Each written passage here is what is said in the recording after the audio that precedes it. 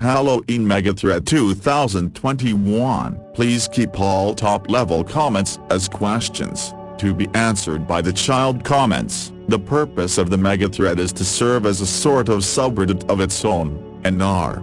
AskReddit about Halloween, if you will. Top-level comments should mimic regular thread titles, as questions for the child comments to answer. Non-question top-level comments will be removed, to keep the thread as easy to use and navigate as possible. Use this thread for asking fellow Redditors questions about all things Halloween related, from costume ideas, to best memories, to favorite scary movies, and anything and everything else. And please, feel free to browse it by /new to contribute to new discussions as they arise.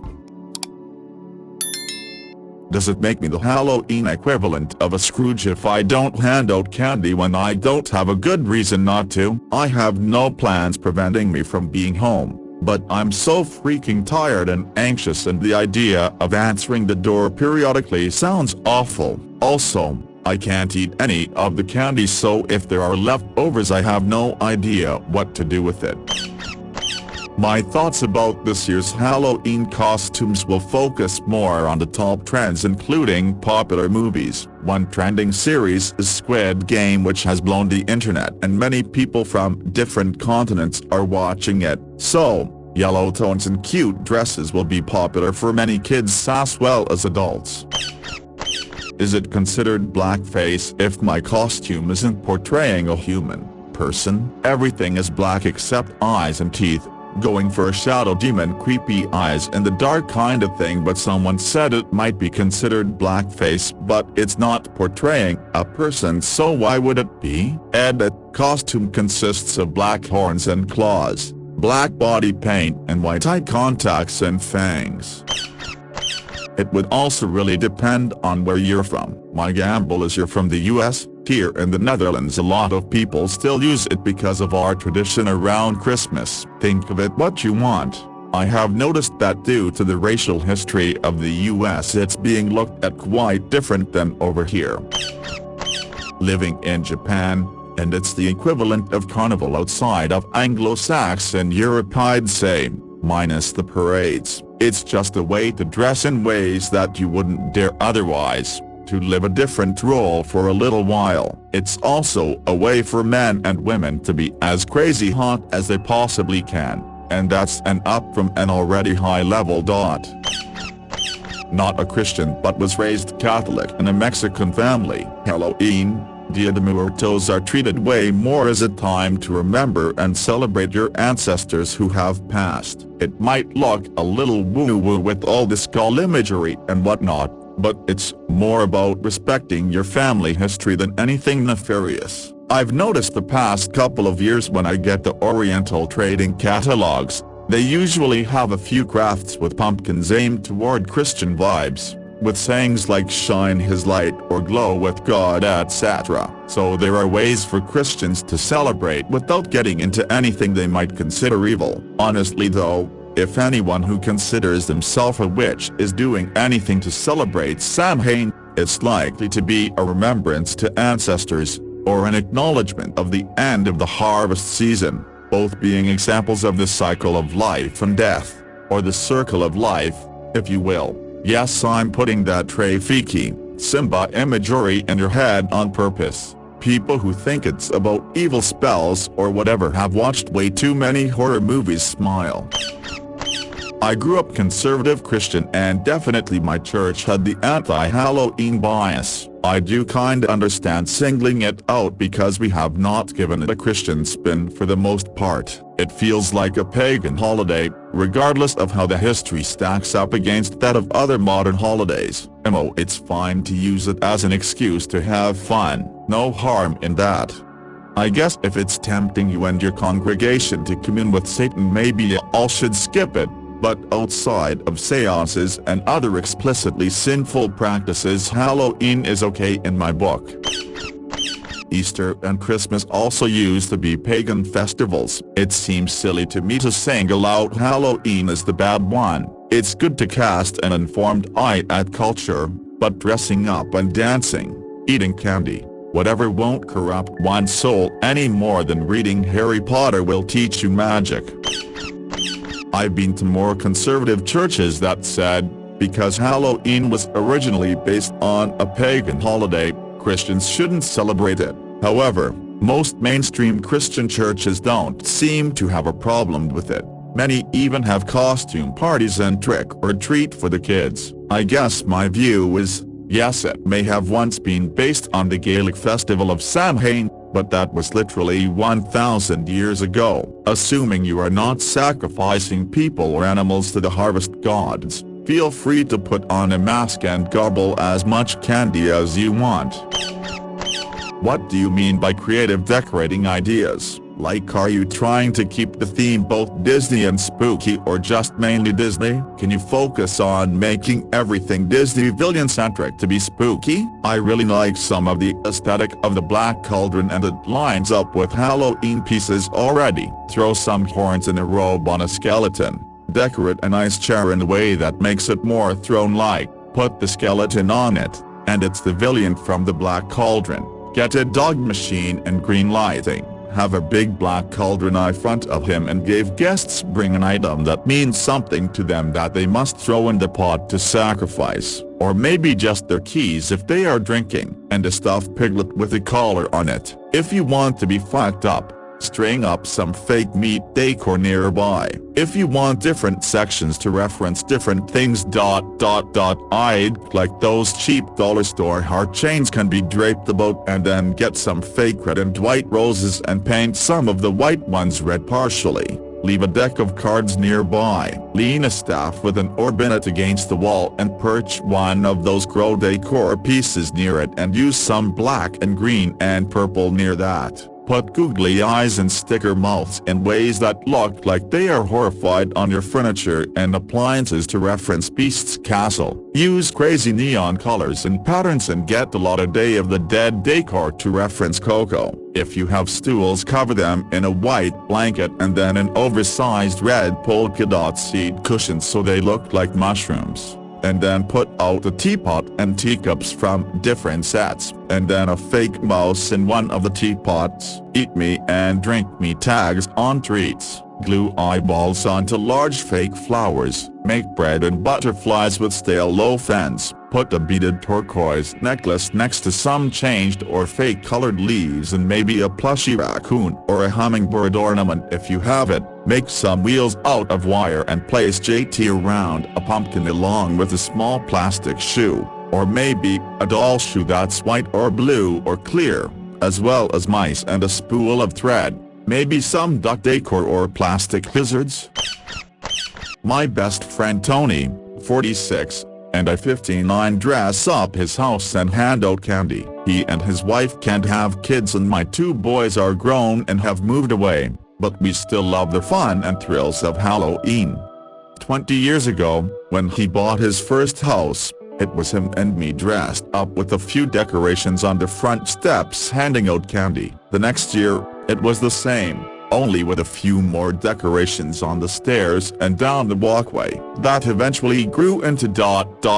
let's put it this way ... For the past 10 years, I have cemetery duty. Over the years, we've had up to 7 adults helping us hand out treats. We have lighting, fog machines, Halloween music, a number of ghoulish figures and skeletons. He lives in a quiet housing development that sees 300-400 kids every year. It's really a good time. Does it align with the actual personality of the character they are dressing up as? Do they even look like they are in costume, or are they just using the costume idea to wear the skimpiest outfit they can, and Halloween and costumes is just the excuse to do that? Do they usually wear pieces like that in the same situation, to the same kind of party? Does it even look like they are in costume if you take away an accessory or two? Does it look like it was a costume meant for bedroom time or for a porno?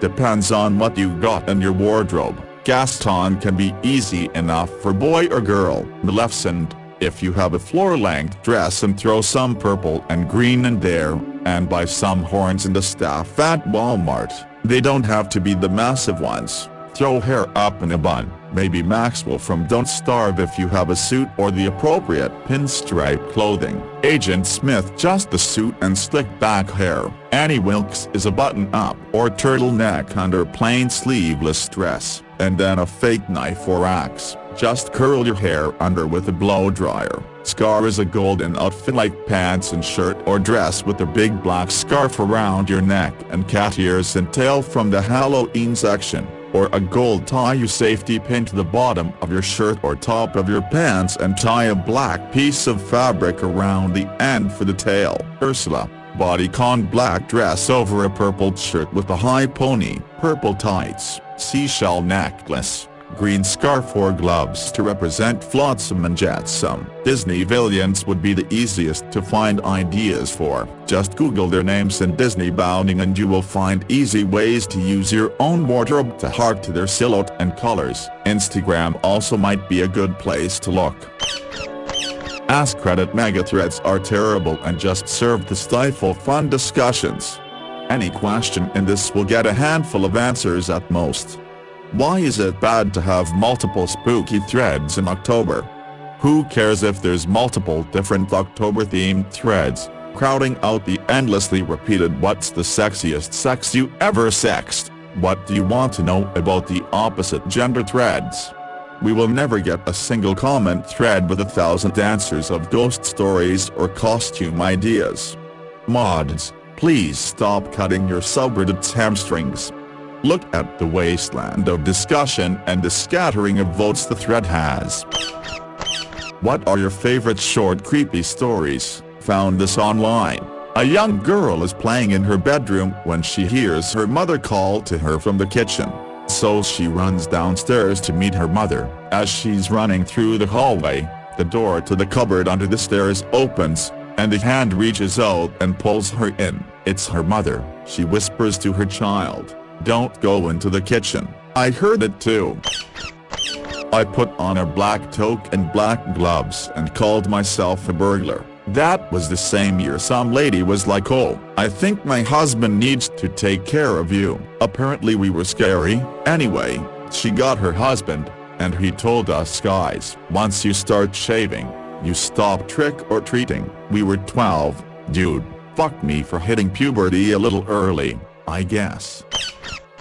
Shit, I had forgotten. In high school about half of us dressed up just for during the school day. I went as a normal one's tool now. Aside from the preppy outfit and chachi hair I painted on a fake hickey and borrowed a random gold chain. Wearing a guy's chain, or giving him one if he didn't have one, was how the conformists signified going steady in that time and place. Nobody got it. They just asked who I was dating and we all felt awkward. What a pizza cutter all edge, no point. I like your friend going as you though. Emo, that part isn't cringe, it's hilarious and adorable.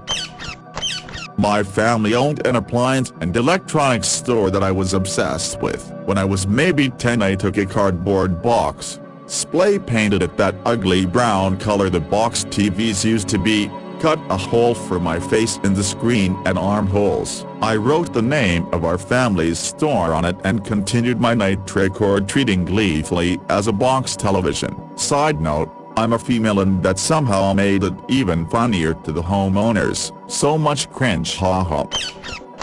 Ooh, I love this one. I hope it gets a ton of replies. Anyone can make something cool in 6 months using $1,000 of craft supplies. But making something cool in an hour with almost no money or effort, now that is an achievement. My own best one was a tea bag. I grabbed some cheesecloth from the dollar store, an old box and a stapler. I stapled 2 strips of cardboard together, leaving an unstapled section for a head hole in the middle. The cheesecloth draped off that, 2 layers, so there was a pouch, one in the front and one in the back. Then I stuffed it with a realistic amount of leaves from the gutter, which gave me a rash, microscopic bugs I assume, LOL, and wore it over a brown outfit. Made a tag that I tied to my ponytail with a string. My friend had one even simpler and funnier. You know, one piece wool insulating underwear, long johns we call them around here, but I don't know if the rest of the world says that. Anyway, he had washed his white and red ones together, causing the white pair to turn pink. Also, he had a toddler, so the storage room had some old baby bottles. He stuck 2 rows of nipples from the bottles onto the belly of the pink long johns, and voila, he went as a pig. Well, maybe from a sensory perspective, but in all seriousness, that's because alcohol makes you feel warmer by dilating the blood vessels in your extremities, which constrict when you're cold. However, dilating these blood vessels when you're in a cold environment will actually make you retain less heat, which can lead to faster hypothermia. In other words, booze actually makes the coldness of those sexy costumes worse and even potentially dangerous depending on the weather conditions, even if it makes you feel more comfortable. Has anyone ever had to explain what Halloween is to someone? We had an Egyptian intern working with us, and she had no idea what Halloween, trick-or-treating was, so I explained it to her. She said, "So my kids dress up and go to random people's houses and ask for candy, and they'll give them some?" She thought I was crazy. Og Poltergeist has to be at the top of that list, along with The Exorcist. Then below that maybe Stir of Echoes, the others, The Sixth Sense, The Fog, maybe even Pan's Labyrinth, or is that more fantasy? If you don't mind foreign films, I'm a huge fan of Ju-on, not the Americanized remake. Then there's stuff like The Eye, One Missed Call, Premonition, Dark Water, and The Ring. There's other still serviceable stuff like An American Haunting, Darkness, The Vivitch, Skeleton Key, but depending on the situation I might start with something lighter on the more comic side. Beetlejuice, Ghostbusters, Army of Darkness, Bubba Hotep, as a lead into something with a little more juice. I feel like if I start laughing, there's more tension when the laughing stops. Grew up in Salem, May. Halloween is a pretty big deal there. If you don't know, look it up. For teens, it's party time. We all hang around the common and get absolutely wasted. I'm talking at least 50 drunk teens. Yeah, got drunk, walked around downtown, somehow got my ass kicked by other girls I went to school with. Someone kicked in my mouth and split my lip wide open and knocked my 2 front teeth out. Probably the worst. And before anyone asks, yes, the police are there, and I mean in the commons with all these drunk teens. They just don't care about drunk teens. It's honestly the least of their worries on Halloween. No worries. Stu equals green blazer, purple hair, big red tie, jeans, Reptra toy, bright green shirt, DD, long red dress, red wig in her hair shape, big bracelets, glasses, necklace, I think heels. Tommy equals blue shirt, diaper, beach headband with black pipe cleaners for hair, toy screwdriver. Baby will only be about 3 months at that point. Bonus Spike, our dog is black and white and we aren't going to paint her or anything, but we will make a big red collar W/medallion similar to Spike's and maybe figure out a way to make similar spots out of paper.